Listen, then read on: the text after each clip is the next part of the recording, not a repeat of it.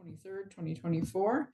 As we get started, just thank you all for being here tonight. I know there's so much going on lately, and so we just really appreciate you taking some of your time and being here with us and some of your energy as well. Yeah, we know there's so much going on for everybody, but the work continues and we're grateful to get to do it. So I'll pass it to Odelia to get us started. All right, so we can just start with intros. I can start. My name is Odelia Zuckerman. I use she, her pronouns. I am a youth PCCEP member and the co-chair of the Community Engagement Subcommittee with Tia, who is unable to make it tonight. And if we can just do intros of other PCCEP members, then we'll pass it on. Ashley, if you want to go next. Yeah, sure. Thanks, Adelia. Ashley Schofield, I use she, her pronouns. I am the current co-chair for the Portland Committee on Community Engaged Policing. Thanks everyone for being here. Carrie, here we go. Hi, Carrie Driver. I use she, her pronouns. I'm a PCCEP member and a member of the subcommittee. Apologies for being off camera tonight. I'm a little under the weather. No worries. And if anyone from the city would like to introduce themselves. I can start. Hi, folks. Stephanie Howard. I work in the mayor's office. She, her pronouns. Good to see you all. And I'm Dory Grabinski, PCCEP project manager.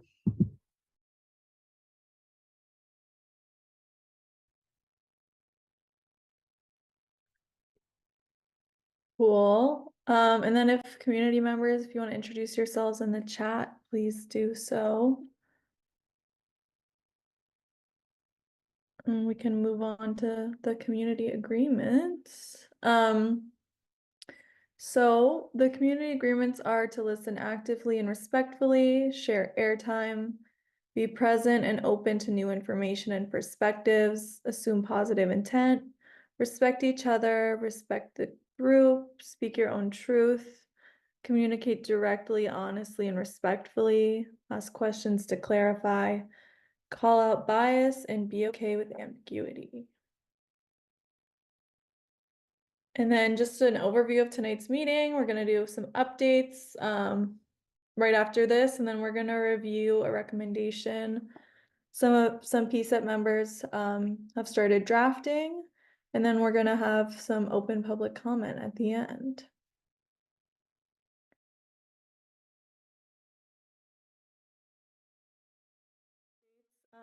The first one is PCCEP membership.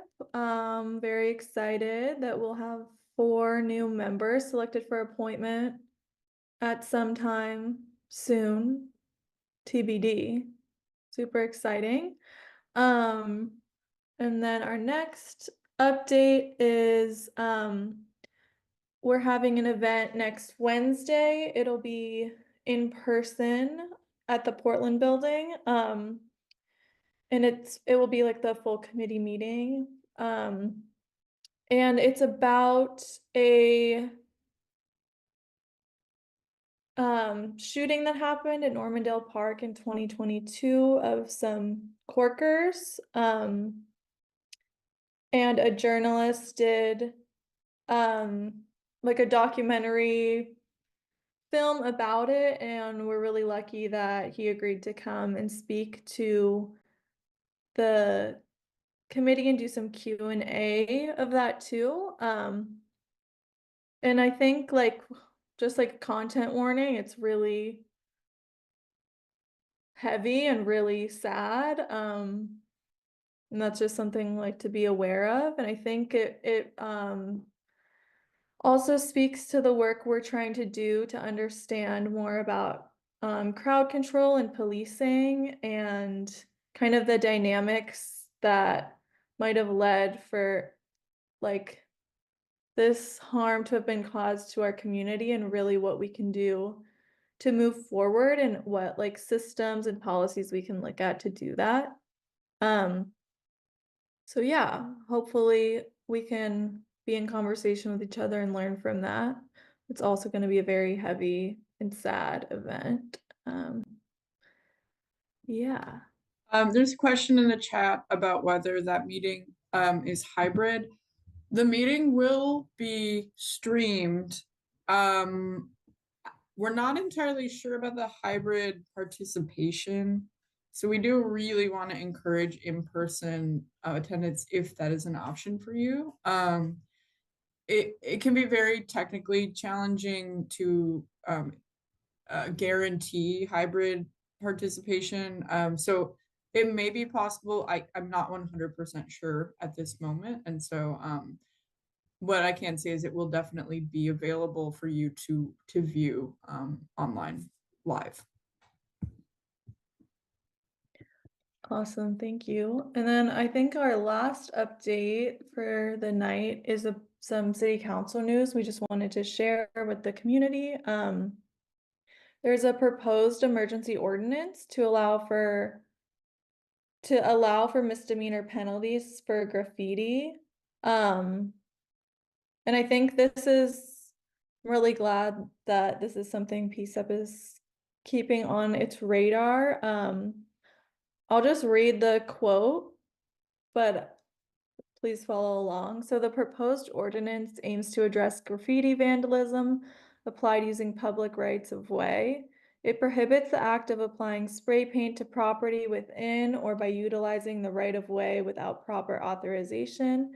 The proposed ordinance would implement a fine and/or imprisonment for persons found guilty of this offense and require a penalty of 7 days of imprisonment and 50 hours of community service for each violation. And I think there's a lot of things to this that are kind of concerning from a police and like accountability standpoint for me. And I think, as you see on the bottom, currently the only city ordinance that carries a mandatory minimum sentence is possession of a loaded firearm in a public place. And so really these seem like very different things, and it's unclear why this would require a mandatory minimum sentence and is kind of like being put in parallel to other things. But also it's important to think about like how this could be particularly impactful for youth and particularly youth of color who are over policed. So I think that's something like Jorge and I as like youth representatives can begin to think about as well. So yeah, just wanted to put this on everyone's radar.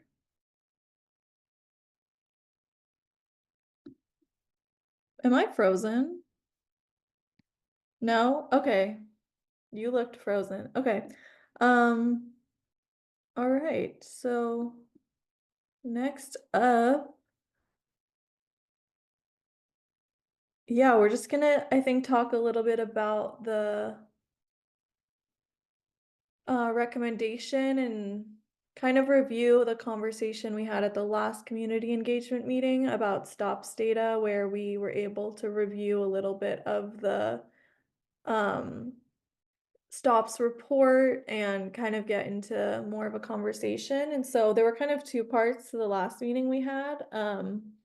There was a big conversation around pretext stops and whether or not we've heard that in the past that's something that Chief Lavelle was interested in eliminating in, I believe, 2021. And we've also heard that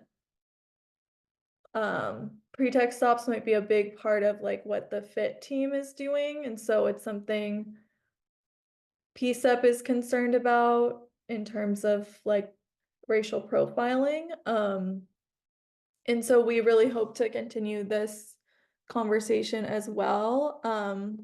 Another part of the discussion was about benchmarking and data in general, which we talked about. And I like really struggle with data, especially because data tells stories and all that jazz anyways. But yeah, we talked about benchmarking, racial disparities, and we learned about this analysis called the Veil of Darkness analysis, which we will kind of discuss more in depth. That's kind of the summary of last week's meeting. I don't know if any, or not last week's, last month's community engagement meeting, if any other PCCEP members have anything to add to that.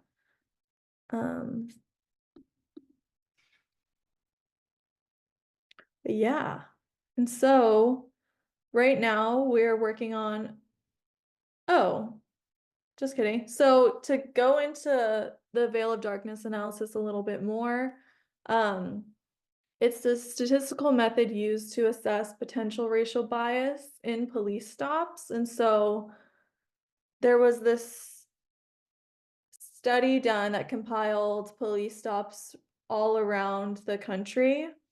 And had like I feel like 95 million data points, or that a number that large. And based on this idea that during night, it's essentially comparing police stops during daytime versus nighttime, which is a way to evaluate whether racial disparities in stops are influenced by race, because it's easier to see during the day versus the night. And this analysis through all these different stops found that like this was a very real thing, and that Black and brown people were policed more during the day than at night. And so this is something we're interested in looking at, how it portrays to the PPB's data, and that's kind of what our recommendation is going to be about. Yeah. There might be one more slide here. Yeah, I mean, I think you said this already, basically. Yeah. I guess one thing to highlight is that PPB already has data on like what time their stops happen. So we feel like this could be a pretty like efficient data analysis. We would also hope that this analysis can happen for past stops data, so not just looking into the future, but also analyzing past data just to get like a bigger picture. And I think a lot of discussion PCCEP has had about this stops report has been about benchmarking and the different ways in which I guess different areas are policed, and kind of the justification for that being like car crashes, things like that. So I think this Veil of Darkness analysis provides like a really cool and interesting opportunity to build on that data, which is essentially what we would like to see. Yeah, and so we are gonna spend some time looking through the draft we made, but we also want to note that this isn't like the end of our work on stops, and we do really want to do some work with pretext stops. We just need more research and information, so hopefully that'll be like a next step for us. Yeah, and I guess we can just, how do we want to do it? Just read it? Yeah, I think that's what we usually do. So I could share it, and then do a read through. Maybe you all can tag team on that. So let me pull that up here. Okay. Devontae, do you want to start? Liz, I got kicked out of the meeting. Can you give me sharing privileges? Or I didn't get kicked out. My Zoom is being finicky.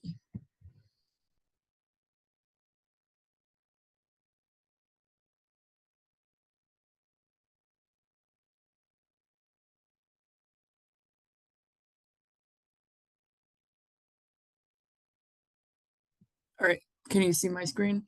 Yeah. And I'll zoom in a little bit. No, not that much. Okay. Yeah. Devontae, you want to start? Sure. Great.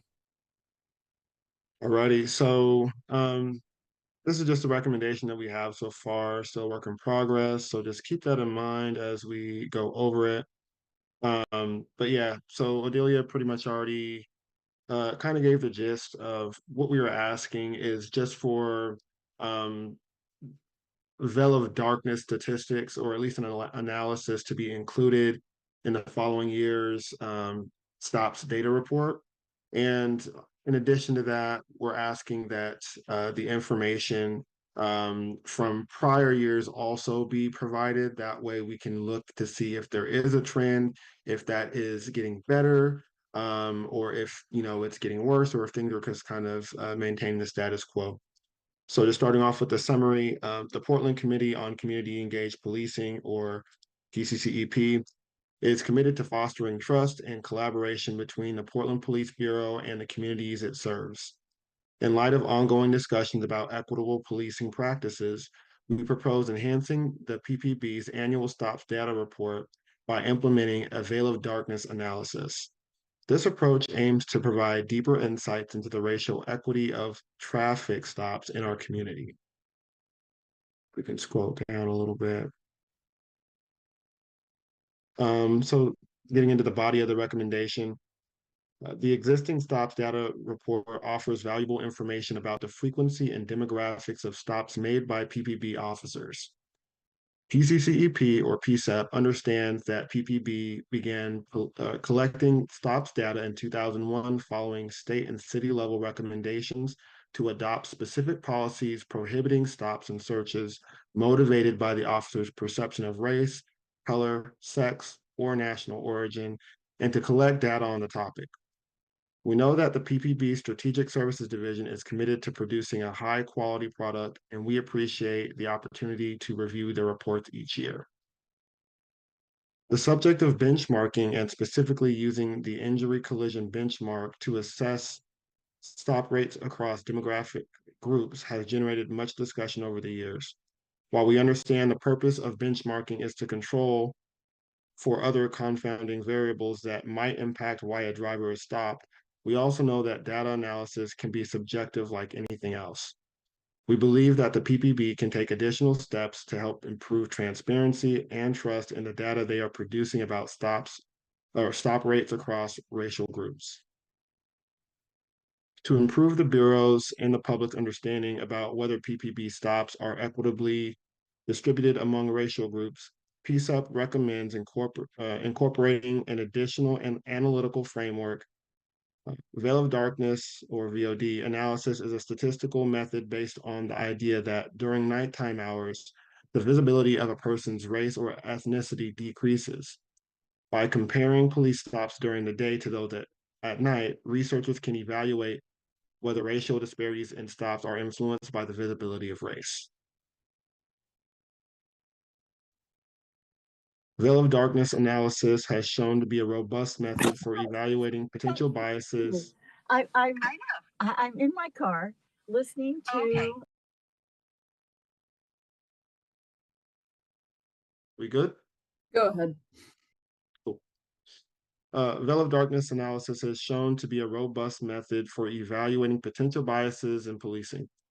One study conducted by Stanford University analyzing 95 million traffic stop records from 2011 to 2018 showed obvious trends of racial bias in traffic stops, something that can occur subconsciously.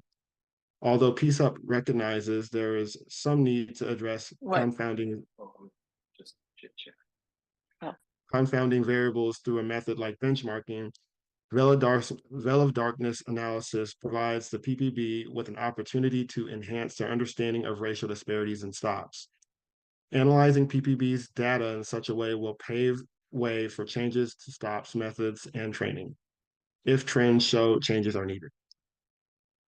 And getting into the some of the recommendations specifically, we recommend that the Portland Police Bureau take the following actions. Number one, integrate veil of darkness analysis. Include a detailed veil of darkness analysis in the annual stops data report. This analysis should differentiate between stops made during daylight hours and those made after sunset, providing a clearer picture of racial disparities in traffic stops. PCCEP recommends veil of darkness analysis be conducted for all future reports, as well as all past annual stops data reports in order to establish and evaluate trends. Number 2, utilize existing data.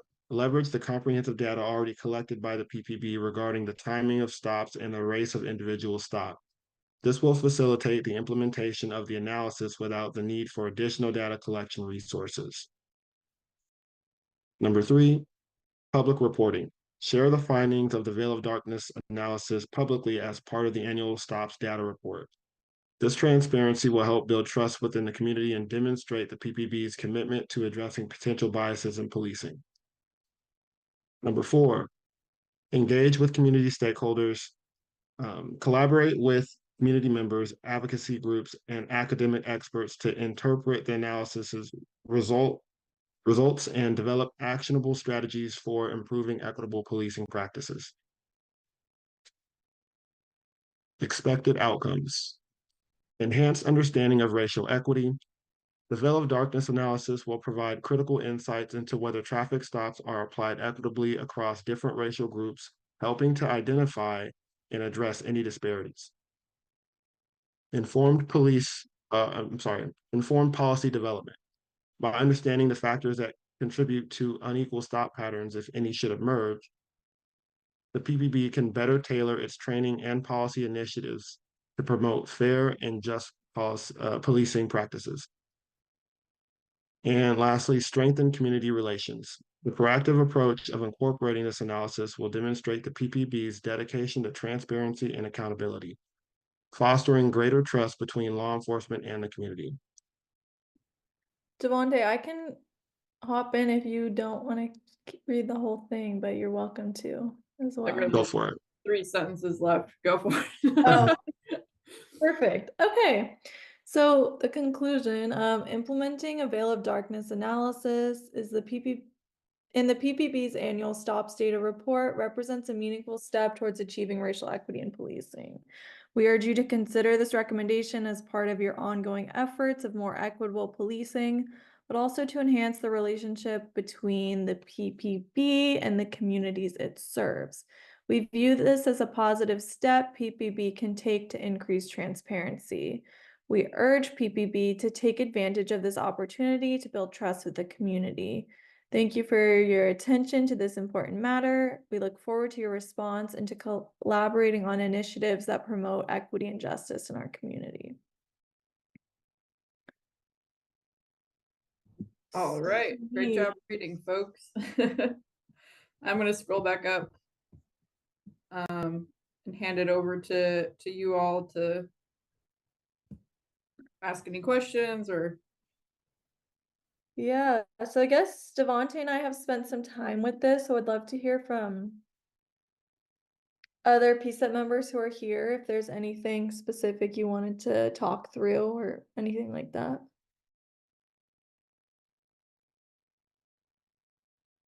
Yeah, I just think this is really great. I really appreciate your initiative to get this started. I feel like this is an easy lift. It makes sense. It's something that we absolutely have the influence to do as a committee. I have to, yeah, thank you so much for reading it. I was kind of doing 2 things at once, getting dinner ready and listening. So I might do some more digging in and sending some notes, but I think it's a really good start. And I just wanted to say thank you. And just curious if you two feel, are there things that you might need from the committee? I mean, besides like an approval, are you guys looking for other specific feedback? Would be my other question. I don't think so. We felt like similarly that it's pretty straightforward. Like we're asking, can you do this data analysis with things you already have? So I guess, yeah, just if there's anything to like anything we're not asking or things like that should be in this, but I feel like hopefully all PCCEP members can edit this and then we'll be able to vote on it next month, hopefully. That's kind of our timeline, hopefully. But that's kind of the only ask is what we always do, I guess. Yeah. Are there any other thoughts on this from PCEP members? I think it's in line with what we had talked about asking, and I think, you know, it would give us more of what we want and need. We talked about a more user-friendly way to analyze it, but I don't know that a recommendation is the place to sort of request or address that. Do you know what I mean? The fact that it's so difficult for stops data to be consumed Yeah. by, you know, people trying to understand the data. But I don't know that a recommendation would be the place to request something along those lines. But otherwise, I think what we're requesting is perfect. I think a recommendation would be totally appropriate. I think it would be a separate recommendation. But I love what you all have done and put on here because I agree. It seems like a no-brainer. Like, why wouldn't they do this? The data is available.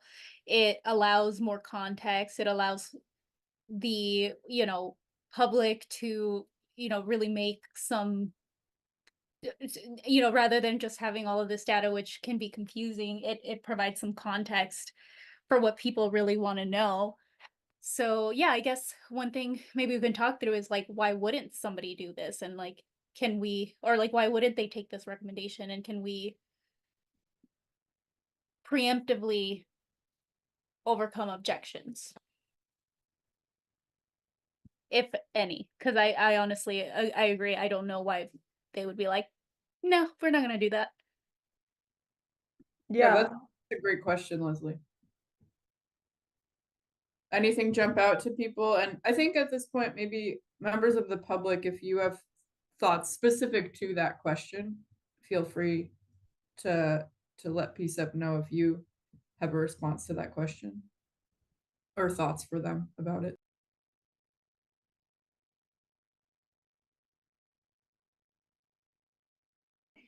I think, yeah, I just wanted, sorry, my family all just came home right now. But I just wanted to, yeah, I think to Leslie's point, and I think, just kind of like acknowledging past conversations about this topic, about stops data. I think I think there is further work that needs to be done in terms of, how can we help, or, the deciphering the information and like breakdown of all the information, the stops data. I think that's still like a concern, I guess. But this recommendation particularly, I think is just like an easy win, a thing that can help us delayer it, the data that, we're trying to make a little bit more readable and digestible for the public. And, that's, I think, our overall goal. So yeah, I think it's just like, I think there's still more work, but that is separate from what this effort. And I think it's like a really great start, and I think it's a great draft, and I feel like this timeline makes a lot of sense. Yeah, thanks again. One of the only areas of course we don't know. To me, this seems a very reasonable request to the Bureau, the SSD team. The only area I wonder if they might have a harder time with is the idea of this part, which I agree I think is needed. I think it makes sense the way that it's stated. But that's the only area I wonder if there might be a little bit more resistance, just because it's definitely more work, right?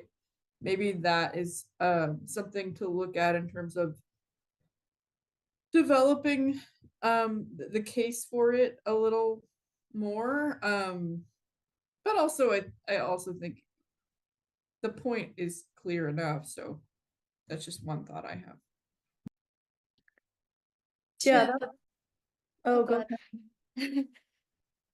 I was just gonna say to that question, I guess, past annual stops is a little vague. Do we want to give, a desired amount of data, or like since they've been collecting this data is, yeah, yeah, it could be many years. So do we want to? Well, they started producing annual stops data reports for stops data period in, I gotta double check, but I'm pretty sure it's 2001, either 2000 or 2001. So that is the beginning. Right. And then as written, it would just be the analyzing the annual reports. So it would be something like 24 reports.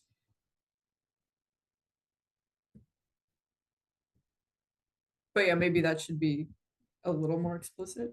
Yeah, or maybe we can just make that like its own point so it feels a little bit bigger. But yeah, I could see them being opposed to it, but also if the data exists and they're just running like the same code or however it works, then hopefully it won't actually be that much more work. Yeah, Devante. Just I guess wanted to bounce this off of other members.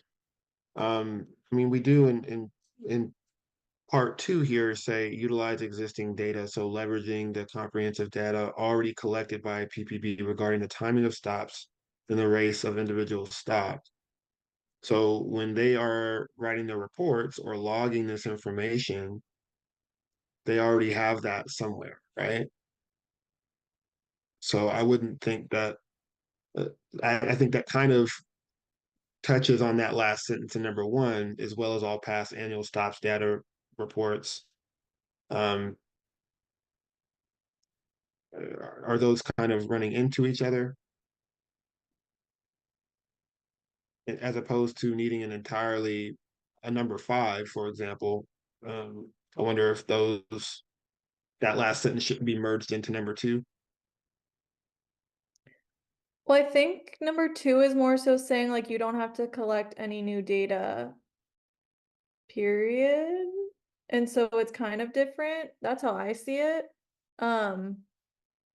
And so like actually doing the analysis is what number one is saying, and number two is saying like with what data to do that. So I think it makes sense where they are. Does that make sense to you? Stephanie? Gotcha.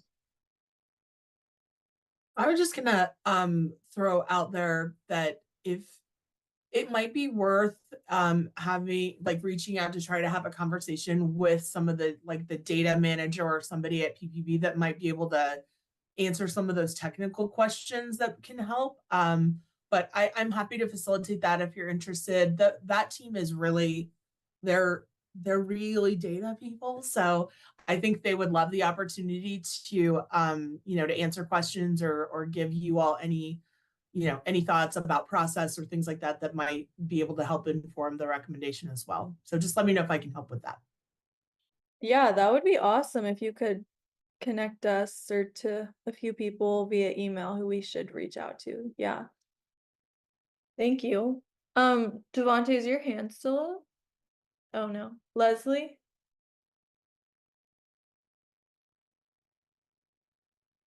Sorry, have to unmute.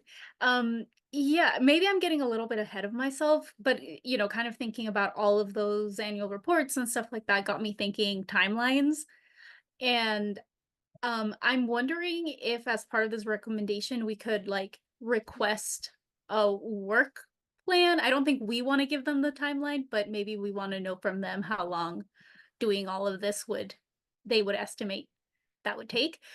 But if you're going to talk to the data team, then that might be a moot point.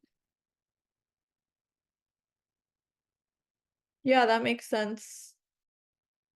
Yeah, that's a good point, Leslie, because it's one thing to say, we want you to do this moving forward annually, and for them to commit to that versus, as we know, kind of like requesting like a bigger project that would be like a backlog situation. and that stuff gets more complicated if, you know, it's not like time bound. So maybe, as Stephanie suggested, with this recommendation, we could kind of practice, and as you all have been talking about a lot lately, like practice working with them to figure out what implementation would look like. Because we could write stuff down, but I think the real work is like in practice, like how do we work together to make this a reality kind of thing, you know? I don't know if that makes sense. But yeah, okay. That makes sense. And that way it would also be on their radars to begin it before it gets hopefully accepted. Yeah, so we can set up a conversation with them, see if it makes sense, and a timeline. Like, I would hope we could have it in like, I don't even know what is reasonable to ask for. Does anyone? Yeah, that's I think why we need to talk to them, and why as part of the recommendation, I wouldn't place the timeline. I would just make sure that part of the recommendation includes that they will provide a timeline, or that, you know, we all know a collective timeline. But because I know the data team, like, well, at least data teams I've worked with, they have their standard projects with their standard deliverables that are already due and in process. So if you add something new or different, it's like a special request, and you need to figure out, or that team needs to figure out where it goes in the queue. Yeah. So that's kind of, it's very easy if we don't ask for a timeline. I guess my thought process is for it to get pushed to the bottom, and then, you know, take forever for us to get it. Yeah, definitely. Stephanie? Yeah, I think that asking for a timeline is great. The other thing that just popped into my head is that because of the retrospective analysis, I don't know what the retention policies are, and so the data team will be able to help answer that as far as what information is like readily available, or what information might have to be mined in some different way. Because if there is not still access to like police reports from 20 years ago, which there might not be, I just don't know, that might be a whole different layer of work, and they'll be able to answer that question. So I wanted to just flag that as, you know, given this span of time, there's probably different formats of different kinds of data that are relevant to this recommendation. Yeah, that's important to think about too. Thank you. Dan?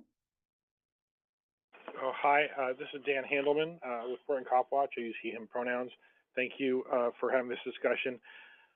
So to the narrow question that you're talking about now, about the retroactive data, you know, they put these reports out in July every year, or thereabouts. It was actually in June this year.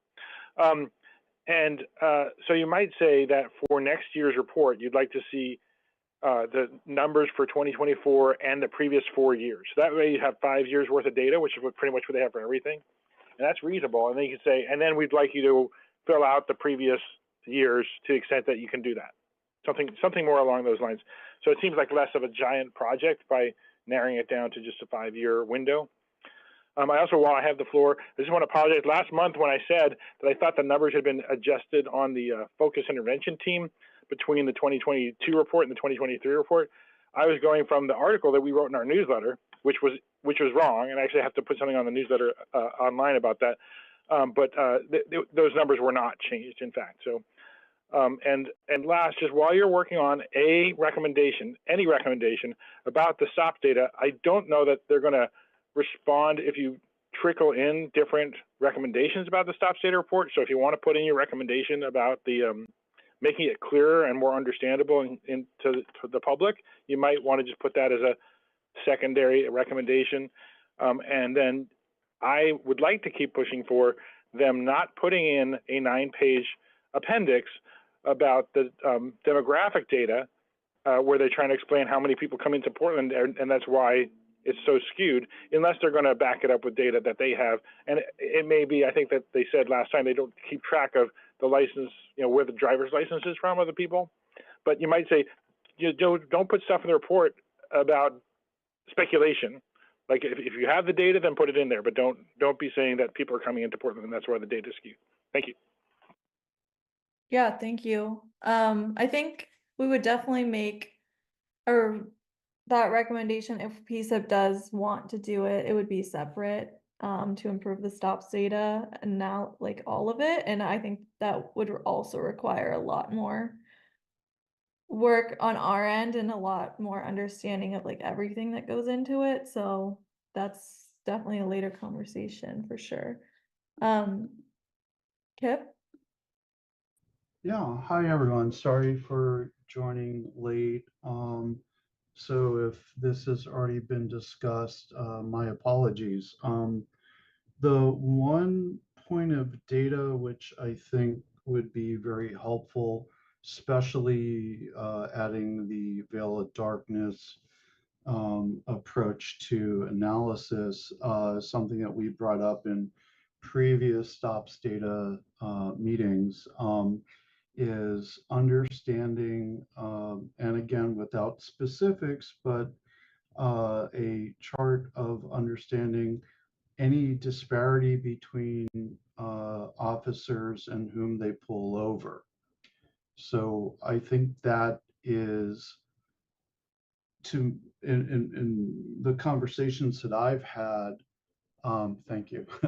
The conversations I've had is that is something that can be done with existing data to understand which officers are pulling over different demographics at a disparate rate compared to the rest of the officers.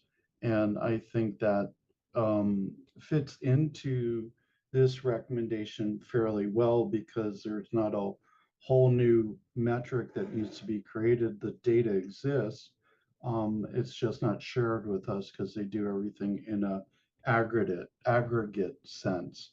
But that tells us, if we understand that, are there officers where the training is not working? Is there is it skewed by who's assigned to what precinct on that day? Do those numbers change? And I think that's a critical data point that we need to understand. Yeah, definitely. I think that again I think that's like separate from the veil of darkness analysis, but still like there's so many different parts of the stops that we can learn more about. And I think that's definitely one is like if there is that existing data on like certain officers Well, doing the reason why I bring it up in this recommendation is because the veil of darkness actually addresses that potential bias, right? Is that if a particular officer is pulling people of color or certain demographic over more frequently than their peers, and in the evening that just drops as well, that even shows a further bias by that officer. Anyway, that's my thoughts on that. yeah. Um I mean, I think that like I agree with you that that's important data to have, but I also think that that is like much bigger than this, like the veil of darkness analysis, and um should be like its own recommendation about looking into like certain officers' behavior and how that is tracked on like the inside, but also um oh, I forget what I was gonna say. But yeah, I maybe also think that would be a lot harder to do. And this is supposed to be like, yeah, I don't know. Dory, what were you gonna say? or do you have a response, Devonte?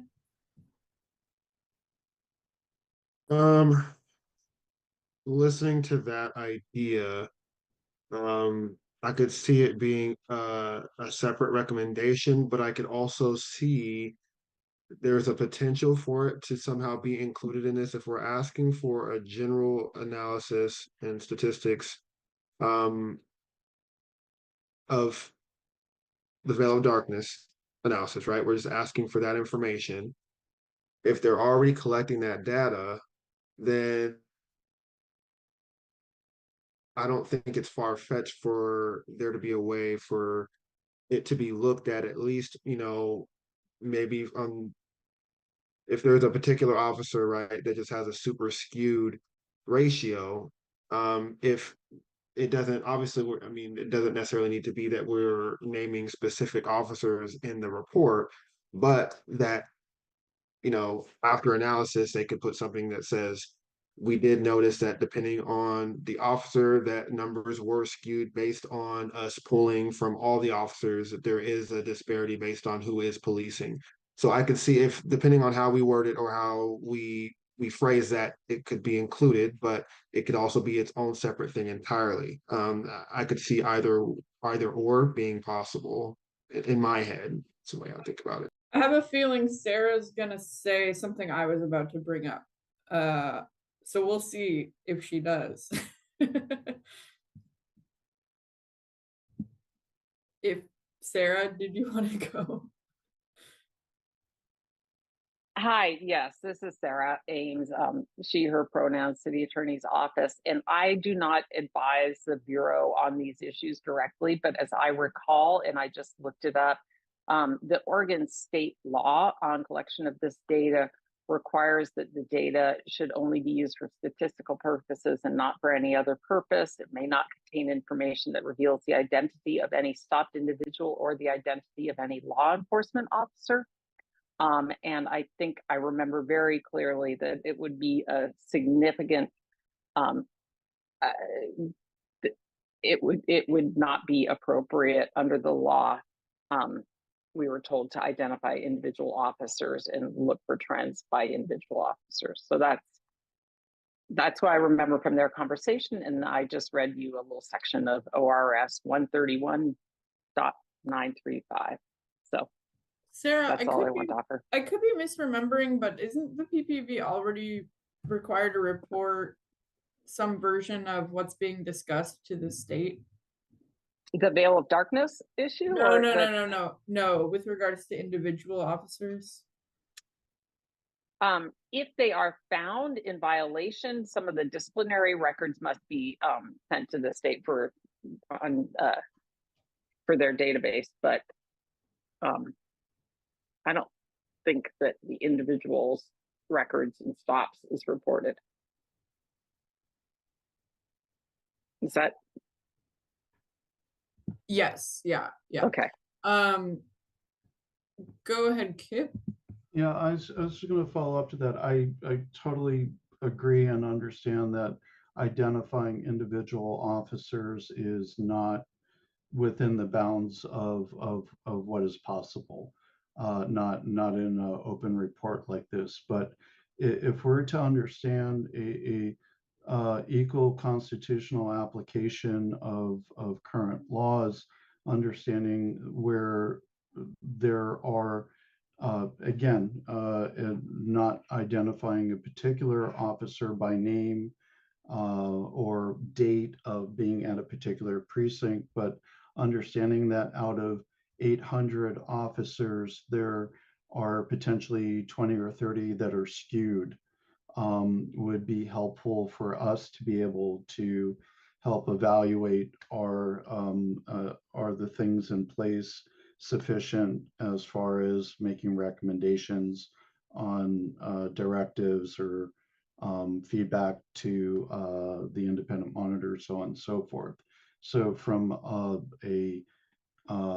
what's the word I'm looking for? Not aggregate, but anonymous. That's not quite right either. I'm sorry, it's been a really long day. It'd be interesting to understand if there are particular officers that skew and be able to ask questions about what training did they get? Is it the same training? Do we need to do something different? And if there's already processes in place to address that, I'm not sure I'm 100% aware of it, I know that the COCL had talked about aspects of this, but it seemed vague to me. I want to point to a couple areas in the recommendation that this is bringing up for me. So Yeah, by understanding factors, PBB can better tailor its training and policy to promote fair and just policing. I think it's mentioned a few times. It basically says if a pattern of bias is identified, then X, Y, and Z should happen. And to me, the way I understand the scope of this recommendation is to relatively simply recommend this analytical framework. And then what you're talking about, Kip, while I think probably most people would agree that that would be a really good outcome if bias were identified, I feel like that would be an outcome rather than a method, and the recommendation is more about methods. Does that make Okay. sense? That's kind of what is coming up for me. I don't know if others feel similarly. Okay. Yeah, in the recommendation part at the bottom, I just felt like that dovetailed into it, but I hear what you're saying. Sure. I can't tell if Sarah's hand is still up. All right, Devonte. Yeah, I was gonna ask if you could clarify a little bit, Dory, on you feel like them starting to track that data for individual police officers would be an outcome if it were to be determined that there is significance in disparities based on the veil of darkness analysis. Well, as Sarah was saying, the report could not legally reflect trends. Like we couldn't request the veil of darkness be applied to individual officers. Like that's not something we can ask for. Yeah, So I mean, as far as their name being included specifically, and that's not what I'm asking for. I don't think Kip was necessarily requesting that either. yeah. But just that if you took an individual officer's data point without their personal information, if that Mhm. might actually shed light on, okay, there are certain individual officers that are showing that they are pulling, doing stops and disparity based on that, but without any personal information, but just as another way to view, okay, this is for sure happening, right? Maybe it's not happening, you know, generally speaking for the entire force, but there are Mhm. select officers that are doing that. I think was kind of what the idea was there. Stephanie, were you gonna say something? Yeah, I think part of the rub on this is that when we start talking about individual officers, and what you're talking about is if there's a pattern of bias, which is misconduct. And when we start getting into misconduct, then we're in this whole employee discipline area that comes with a whole bunch of different automatic mechanisms that begin. And that's a bad thing. That if that's happening, that should happen, but that should also be happening. It's an internal process, right? And once the new oversight system is launched, then they'll be, then they may be looking at some of those cases as well. But I think that is part. I think injecting that into this recommendation is maybe muddying it a little bit, because to me, I'm thinking this recommendation it's super concrete, it's very actionable, it's very clear what the response is and what you're asking for. And I worry a little bit about getting too close into things that can get into that discipline process that can kind of derail some of it. But that being said, I also feel like once with this recommendation and you get information, I think based on the information, certainly additional recommendations might come forward that speak more to that. But I think here that might be just adding a couple of steps ahead for this one. Just my 2 cents.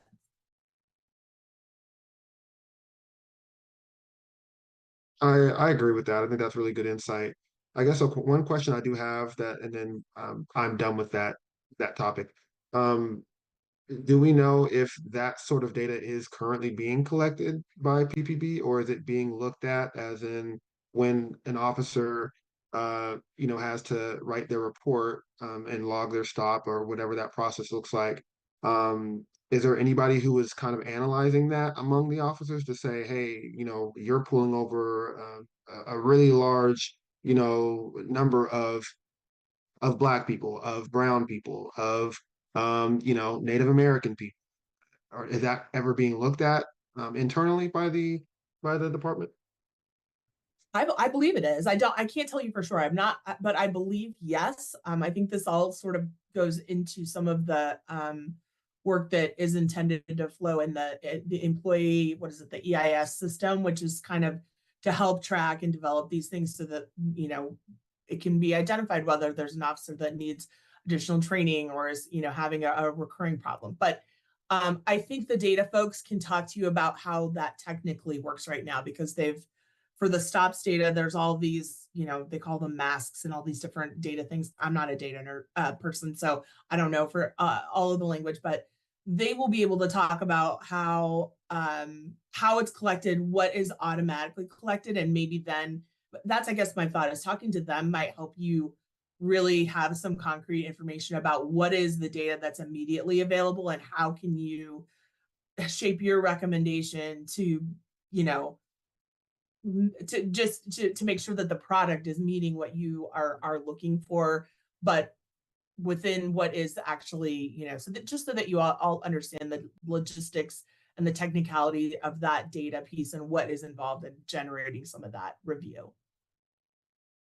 Yeah, I think we can, definitely ask those questions to the data people, and if that is a practice in the Bureau of tracking like each individual officer's stops and things like that. But I think again, like that wouldn't be using this recommendation. That would be an entirely new recommendation about like a policy to track individual officers, if that is something we pursue that we don't see happening. Yeah, I feel think like there's a long lot. story short, oh, sorry, Delia, I thought you were Yeah, done. I'm done. I think we're in agreement. Like this recommendation, the framing of it is more about that stops report, which is about the workforce, right? And then there's this separate, which you all are raising a like very important and compelling issue, which is like, okay, well, what about, when it's a problem with individual officers? And I think that what we can do is just flag that as like a, emerging or ongoing area of interest. I don't know how that would show up for PCCEP. I think it is just a kind of separate issue. I also, honestly, I'm also not like a data nerd. I don't know a ton, but I don't even think that you could do Veil of Darkness for like an individual, because I don't think there would be enough stops for, well, I mean, you could, but I think it wouldn't be statistically significant. Like it would be hard. The p-value would be less than. It would be probably too low. Like it would be a tough sell, I think. Because like the one that, like the Stanford one, like they looked at 95 million stops. And I think with like the annual stops data and that whole report, that's a good chunk of data there. But it's a totally different story when we're talking about this analytical framework on an individual level. Like I think that would be a separate question. Like, can you even do that? But yeah, let's just pull out that thread as like a separate thing that, maybe you want to talk about. Yeah. Leslie? Yeah, just kind of like based on that, it sounds like we don't know. And I think it would be good to know. And I think the community would be interested in knowing as well. So this might be a good topic to invite someone to talk about and like explain how that process all works. Yeah. Totally agree. Yeah, let's do that. Yes, Stephanie, do you think that question would be for the same data people, or would that be for someone else? I think that's probably more a question for probably, I'm thinking the captain at internal affairs, or maybe one of the assistant chiefs that oversees that stuff and can talk about how the EIS system works, what levels of review, and how officers, how PPB is looking at these kinds of things to identify those patterns. I can help figure out who that can be and be in touch with you all, because I agree. I can't answer the questions completely, so I think it's a really valid conversation to have and would be helpful to understand. Yeah, Awesome. it's come up, so I think that would be a great conversation to have too. Thank you.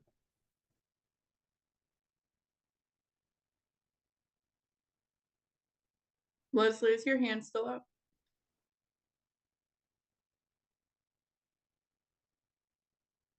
Sorry, no, it isn't. Cool. Any other discussion, questions, things to consider with this recommendation? I think the goal would be, well, I guess it depends on what you're thinking, PCCEP. In terms of next steps, should we discuss next steps for the recommendation? What is needed, if anything? I guess the one thing that was still up in the air was the timeline. So I don't know how quickly we can get in touch with like the data team. But I'm hoping we can get this voted on pretty quickly, like next month, if other people feel similarly, question mark.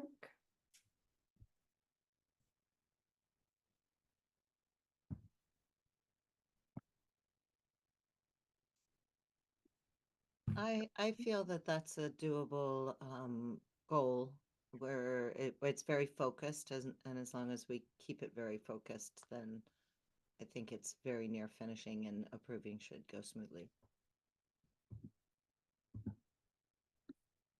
Awesome. Definitely want to open it up to the public again if you all have any thoughts, questions, maybe things that are missing, anything.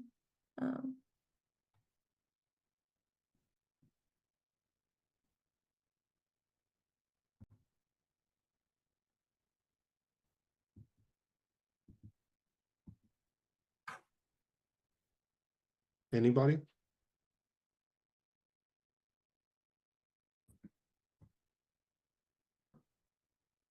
All right.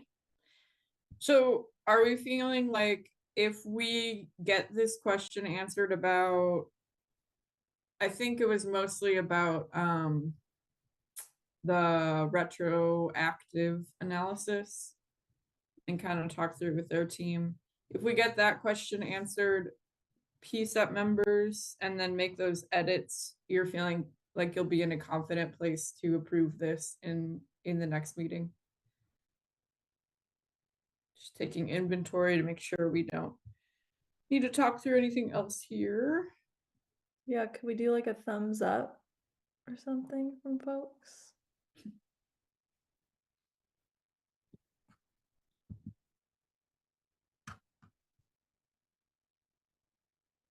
Oh, Kip, that's a lot of thumbs. Wow. All Kip right. just approved the recommendation. I think we're done. Okay, cool. Alrighty, so I think we can park it. Yeah, I think it's in a pretty solid spot. So great work on this, everybody. Yeah, well, I think that went faster than we expected. PCCEP members, since we have a good number of you here, is there anything, there is kind of, it's been a while since we've met. Is there anything else we should sort of take inventory of or touch base on with our extra time before we move to open public comment?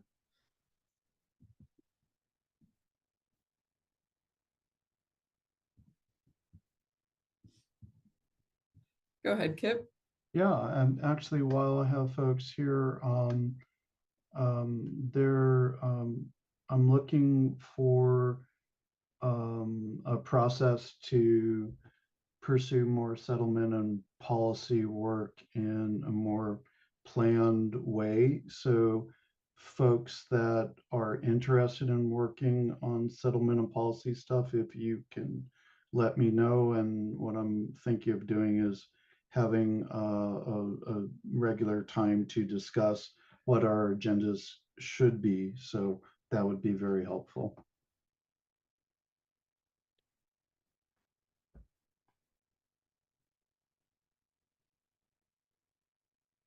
Cool. We're also, I guess, like more PCCEP updates. We're still working on codification, and hope to get that on the council agenda next month would be awesome. Then we're also working on crowd control, and which originally started with like RRT, but now we're looking to more things, and that's kind of why we're having this event next week, and we hope to come out with like some more outcomes from that and a recommendation, maybe multiple recommendations, because it seems like everything we do now needs 3 or 4. I don't know, in my brain. Anyways, yeah. Is there anything else we are working on? I guess, you know, we already previewed it a little bit, but since we do have time, if anyone wants to talk about, we're working on, the subject of pretext stops, Mhm. that might be,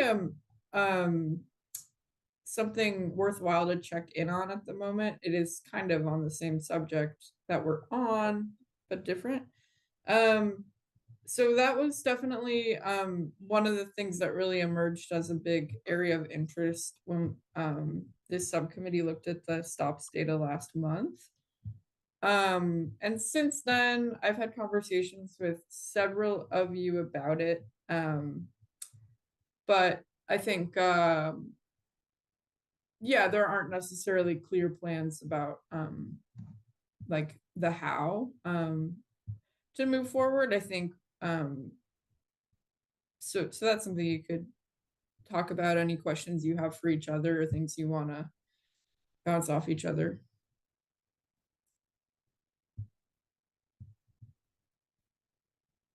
Go for it.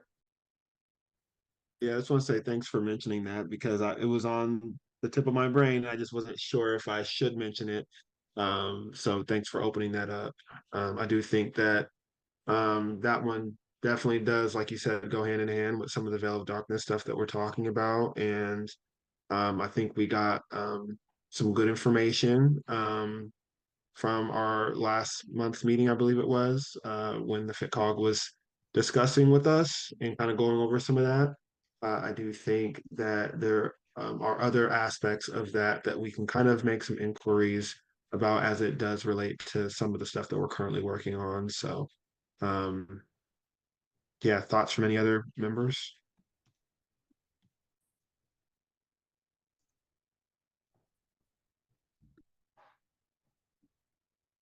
Yeah, I'm just sharing out in the general chat.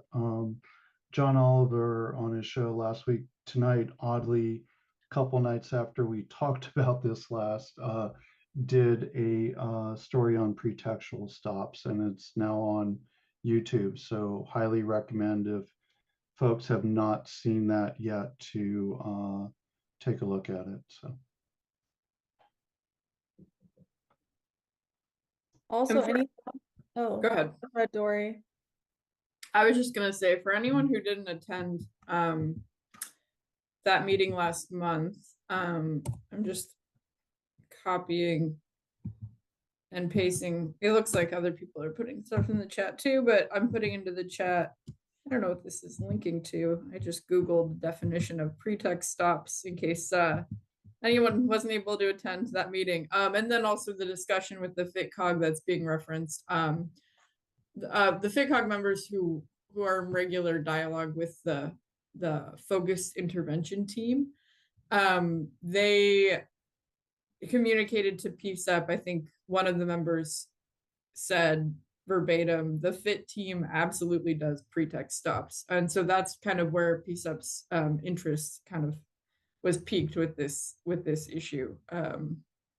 Yeah, just realized not everyone might have the context for what we're talking about. Yeah, I was just gonna open it up to the public too, because I know before it was just, we're just talking about the veil of darkness, but if anyone has thoughts from the public too, or questions, love to hear that. Anne? Hi, I'm Ann Casper, and as I understand, this PCCEP committee comes from the settlement of the Department of Justice with the City of Portland concerning people with mental health issues. And I think that any outcomes or any strategies you try to do should be tied back to improving those lives of people with mental health issues. I haven't heard one word of that spoken of tonight. And I haven't heard it for years. So I think anything you do should go back to that main purpose. And you could talk about, for example, if you're getting these numbers or you're asking this recommendation, also how does it tie back to mental health? How does it tie back to those with people with, it's just that we've been forgotten. We've been pushed aside for other people's agendas, which is fine because there's so many important agendas here. But what happens to us? How are you going to improve our lives through this? And I do want to say I have seen a lot of improvement over us to speak for ourselves. They had a lawyer speak for us. They wouldn't even allow us to have a voice at the table. So I just want to bring that back to the center of what this whole thing is about, because it's gotten off to many, many different aspects. And every aspect you mentioned actually does go back to mental health as well. Thank you.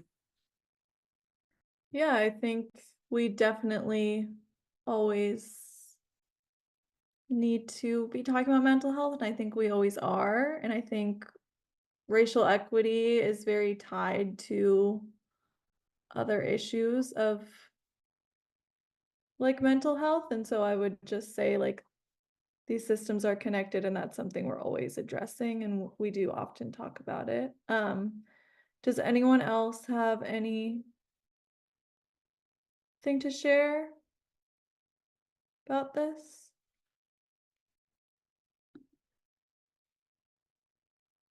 Dan? Well, I had asked in the chat, do you mean about just about pretext stops or about any, is this the open comment or is this about pretext stops? Oh, about pretext stops, sorry. Okay. Well, I think, you know, you were mentioning Chief Lavelle's plans about, you know, stopping them from happening, pretext stops. And I'm sure he gave a presentation at PCCEP, and I don't know if anybody looked for that meeting or the transcript of what he said, but that might be helpful to your discussion. Yeah, definitely. Thank you. I think that's something we want to look into more, is like what was said in the past and how can we kind of work with that and the folks who were leading that effort. Wait, Dan, are you saying that Chief Lavelle talked about that in a PCCEP meeting? Yes, that is what I'm saying. Yes, it predates But all of you, I think. Yeah, no, it must have. Do you know when that would have been? Like, Oh, well, he became chief in 2020, so I think it was, you know, or probably either sometime late in 2020 or early 2021. okay, yeah, we'll look at our records because yeah, that would have predated me, but that would definitely be interesting to look at.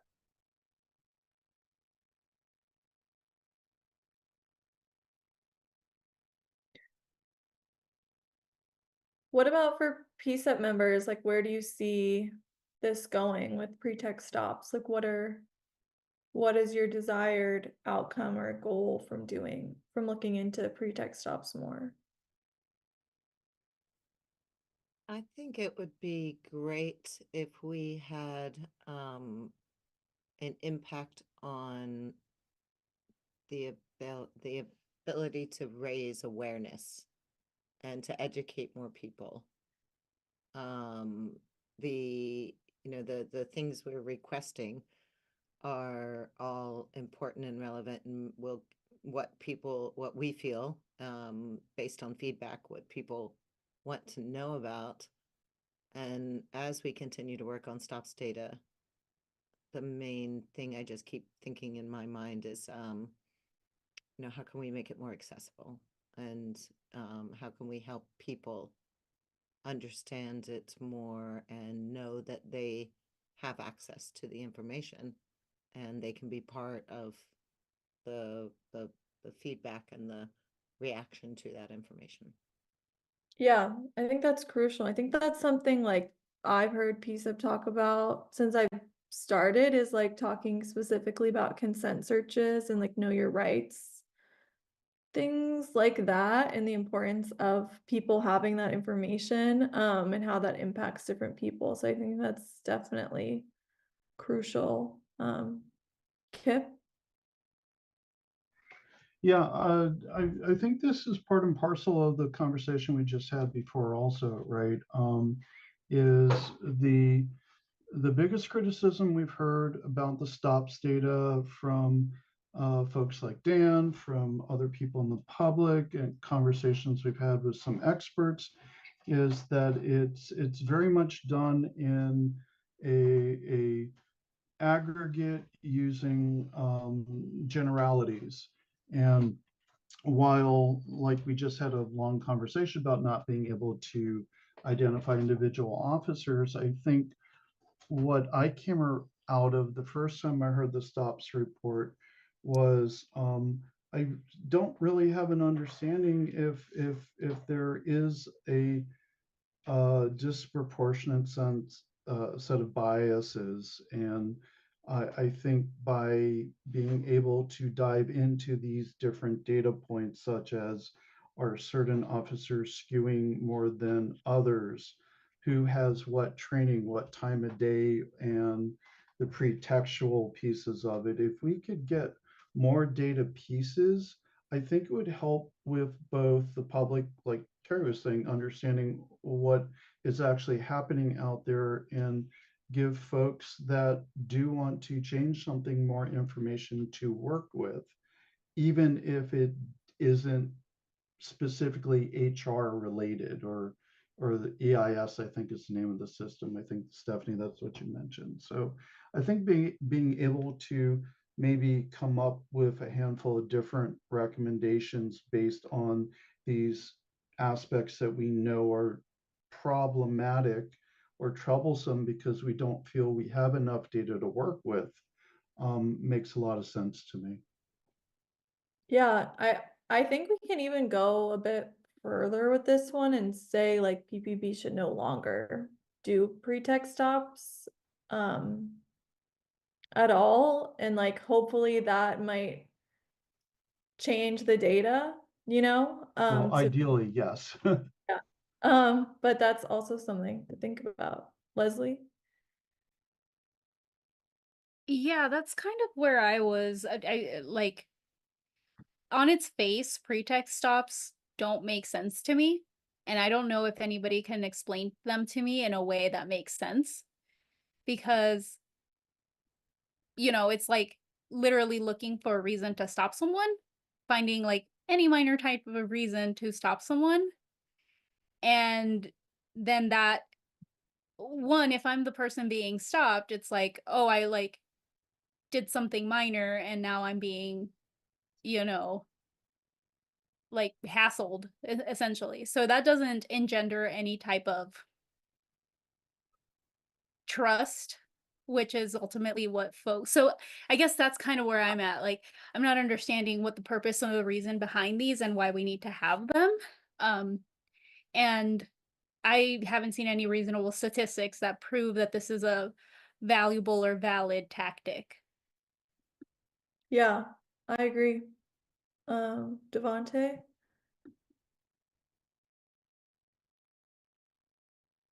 Yeah. I mean, I think it all boils back down, or wraps back around to like transparency, trust building with the community, and really just being accountable.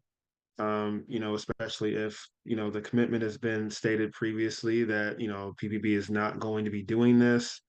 But then we hear that, you know, they are in fact doing it regardless of the reason. You know, that's not really serving to start that trust building process. especially, now that we are dealing with the DOJ settlement, there's clearly a rift and we want to, I know, PBB obviously, wants to, work on that trust building. The community is yearning for that trust building. We want to see that trust building. So I think that that's kind of why that particular work is important, especially when we're being told that it is in fact happening, right? But as mentioned in last month's meeting by the FitCog, granted, the reasoning that they gave is kind of more of the and we were talking about there are different types of information, right? Or different types of data, like that qualitative data and then that quantitative data, like statistics and whatnot. And they were kind of speaking more towards the qualitative part of it of, hey, there's this people are hunting other people, and this is why we're doing these pretext stops because we want to be able to stop these people from hunting other people and make the city safer is the aspect that was kind of told as a reasoning behind why these pretext stops are happening. But it still is working contrary to what the overarching goal should be here, which is, equity, and, the elimination of disparities and just trust building, between law enforcement and community. So. Yeah, you said it. Any other thoughts about pretext stops?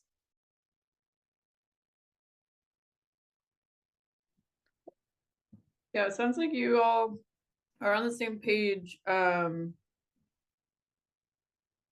of with the thinking around that subject. I think there are a couple of steps that come to mind. Learning more about what the Bureau is currently doing, what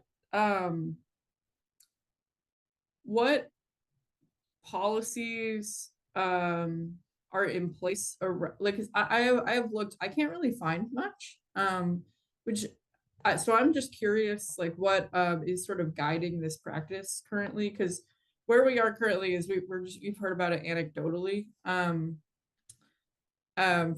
people who work on and around certain units with PPB. And yeah, so I think kind of establishing more like about what's happening, what policies are in place, if any, and then also learning more about what, as Dan has kind of already given us some information about, but what discussions have been had previously about the Bureau's commitment to stop doing them, whatever happened with that, and then question mark, right? But I think we kind of have a path in terms of research that we would want to do, information we would want to gather around this subject. Yeah, on that note, I have a question for you, Stephanie, if you have any idea of who in the Bureau would be able to kind of answer this question of the policies that exist around pretext stops, or like, are they happening, all of that kind of information. Well, I mean, I don't think you'll find a policy on pretext Right. stop at any law enforcement agency, Yeah. because the constitutional reasons for stops are varied, and there are many, and as you have learned, a pretext stop means stopping someone for one thing, a minor thing, and then conducting an investigation based on that. That's, Dory put the more formal definition in the chat.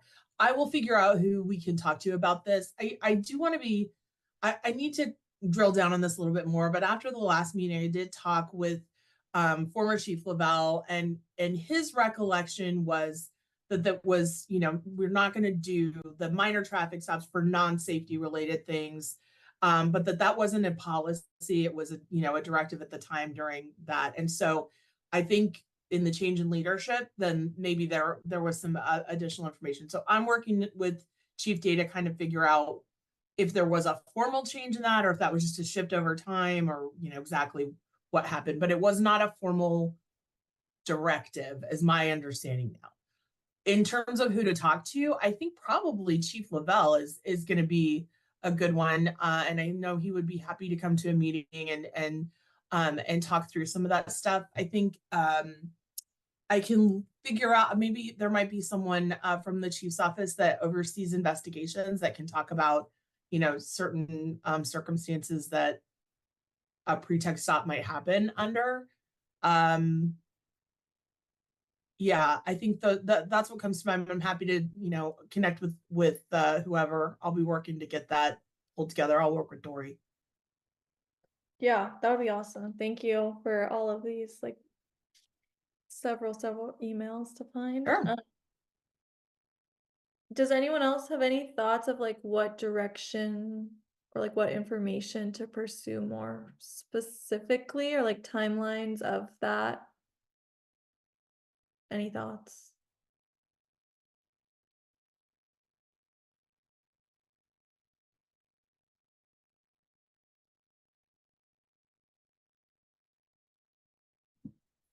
All right. Yeah, I think it's a good start. Nice to be able to use some extra time to flesh some of this out. Okay. Well, shall we move to open public comment? Yes. All right. Members of the public who are here, and then of course, PCCEP members, if you have anything else you want to share, feel free as well. If you have anything related or unrelated to today's agenda, feel free to raise your hand at this time.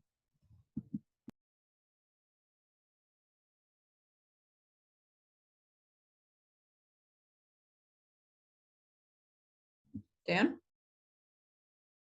Sure. I wanted to give it a couple of seconds so other people could jump in before me, but Dan Handelman again with Portland Cop Watch.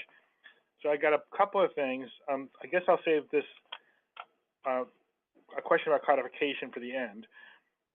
But I believe that when you heard from Ms. Ames that the state law says you can't take information that you're using for stop data to try to drill down to an individual police officer, it's not just about publishing the officer's name. They don't want the officers to be tracked, because I don't think the police association or the statewide associations of police associations would have agreed to it otherwise.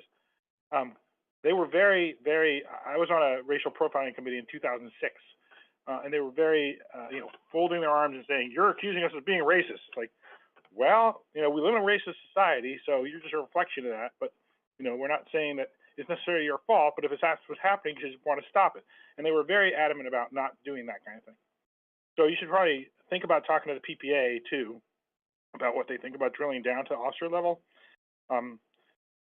The city, I think I might have mentioned this before, but I'm just going to say it again. The city last month appealed the $1 million jury verdict in the shooting of Michael Townsend, who was in the middle of a mental health crisis, and he had a screwdriver in his hand, and the officer shot and killed him. And the family, his sister, Michael Townsend's sister, his lawyer, a member of the jury, and an expert on de-escalation all spoke before City Council, and City Council still voted on a 3-2 vote with Rubio and Ryan objecting, but it was 3-2 vote to appeal that verdict, which I find disgusting. They said that they would need to find out what the rules are about the state law that says you have to de-escalate before you shoot somebody. I don't think it's a good idea to use a test case like that when the jury's already made a verdict and the family is already at the end of their emotional tether. So on that note, the Behavioral Health Units Advisory Committee, which somebody put something in the chat about, has meetings, quarterly meetings for the public. The rest of the meetings are in private. And they are had finally agreed, after 2 years of back and forth, to receive information from the Bureau about force and deadly force confrontations about people in mental health crisis. And then after the first one, the committee said, you should really post these to the public. And so I've been asking about the one that happened this year in March for months. And finally, at the meeting that they just had, the Bureau said, oh, we promised we would put the use of force online, but not the use of deadly force, which I'm just astounded that they would nitpick like that and only take certain cases and put them up there. As it happens, that video about just the regular force cases is unlisted, so you have to have the direct link in order to get to it, which isn't very transparent or community oriented. In terms of the traffic stop data, you asking them to go back in time. Bear in mind that they're looking at 17,000 to 32,000 stops a year. So even if you think it's like pressing a button, there's probably a lot of sorting through that has to be done. So that's why I suggested you put a 5-year recommendation in your recommendation before you give it to them and say you'd like them to go back further than that. But just for starters, let's just do the last 5 years. And so, okay, so here is the last piece that I said I would leave for the end. I sent an email to you after early October meeting was canceled, saying that Commissioner Gonzalez was chairing in the absence of Mayor Wheeler, and the City Council was deliberating on whether to create a new community oversight recommendation board for housing.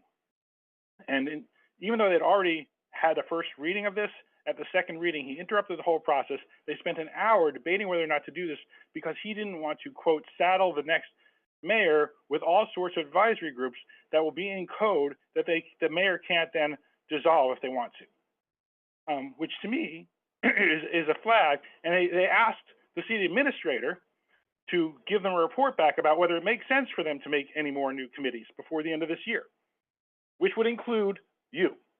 So I never got a response about that, but I really think you should look into that, and maybe somebody from the city can answer what the status is of that, because it could really deeply affect something you've been working on for 3 years. Thank you. Status meaning what? Status of what? That attitude on Status city council? of whether or not they're going to invite any more codification of advisory boards to the mayor, because what was stated is the mayor should have the authority to create and dissolve advisory boards on their own decision making, not because it's code. I'm not sure if everyone is aware of those recent comments. I certainly am. The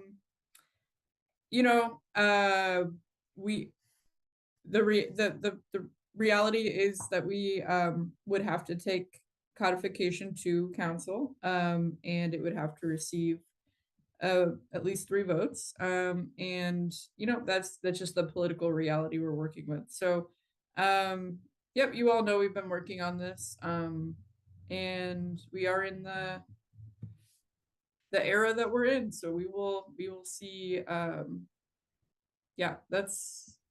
Thanks for naming that, and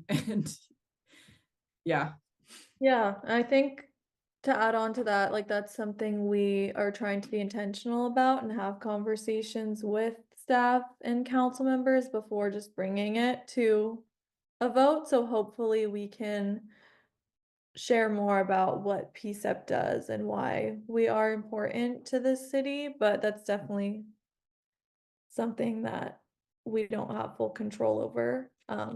Yeah.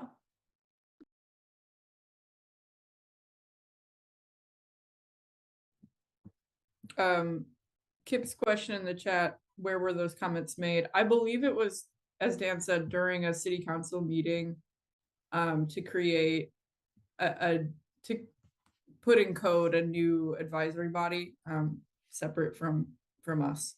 And there was a lengthy discussion about the existence of advisory bodies in general. Which I was just wondering when. When, I'm not sure of the exact date. Okay, yeah. Somebody probably knows. Figure it out. Barbara? Hi, isn't PCCEP's codification part of the settlement agreement? Strictly speaking, no.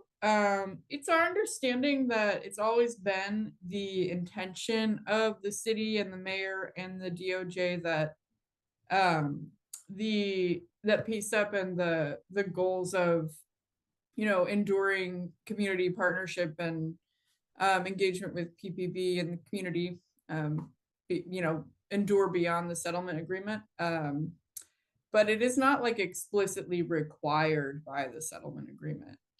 So it's been in the ether for so long because I think from the outset, that was like a shared understanding, but yeah, it is not required. Oh, too bad, because I've just heard it. I mean, I've been to a number of those court hearings and it seems like it comes up like it's really serious that they intend to do it, or that must be done, or that, or at least Judge Simon thinks it's supposed to be done. No? Well, anyway, too bad. It is discussed frequently, yes. And Mayor Wheeler has been very supportive of the idea for years, and yeah, it is discussed frequently both at the court and elsewhere. And yeah, it just, when it comes to city code, it requires a majority vote of the city council, and again, that is just a political reality that we have to deal with like everybody else. Okay. Thanks.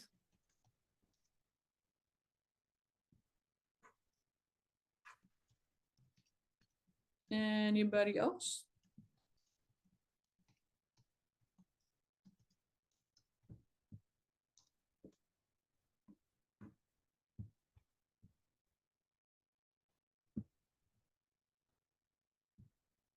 I think Dan put that meeting info in the chat if Great, anyone's thank interested. you. Okay, well, I think we can wrap up, and I'll again remind everyone about our in-person meeting next week. I think we're having a little internet trouble. I don't know if we can get the slides, but they're not really necessary. Oh, okay, we got them. But yeah, Odelia, you want to remind people about the meeting next week? Yeah. So just a reminder, next week at 6, in the Portland building, we will be having a film screening of a documentary called The Murder of June Knightley, which is about a Normandale Park shooting that happened in 2022 and which happened at a Black Lives Matter protest. It was specifically Corkers that were targeted, and the documentary will kind of cover like the police response as well to this. And we are also very lucky to have the journalist Robert Mackey share the space with us and answer questions and do a kind of a Q&A.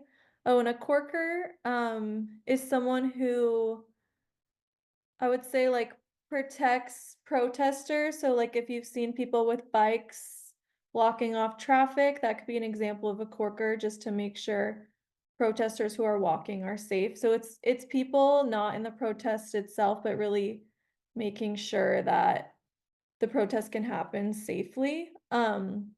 Which is a really interesting concept in of itself when we talk about community safety. But this event will also bring up a lot of feelings and is really sad and really negatively impacted our community. And so that's also just something to think about if you're able to attend or comfortable doing so. And this is really linked to our conversations around RRT and crowd control response and what it means to have trust and like that response. Yeah. All right. I think that's it. Thanks everybody. This is a really productive meeting. Even again, I feel like we all have a lot going on. There's a lot going on in the world, so really appreciate you discussing this stuff with us tonight. Yeah, and hopefully see a lot of you next week in person. That would be great. Okay. And yeah, with that, it's 7:42 p.m. and this meeting is adjourned. Thanks again.